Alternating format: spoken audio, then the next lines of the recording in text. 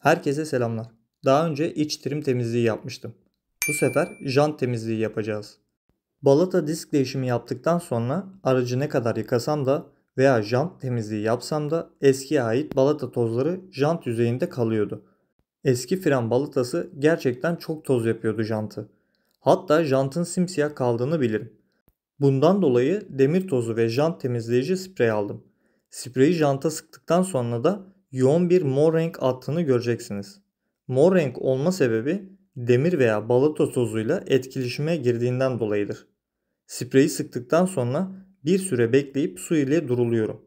Bekleme süresini kısa tutmamın sebebi havanın sıcak olduğundan dolayı sıvının hemen kurumasıdır.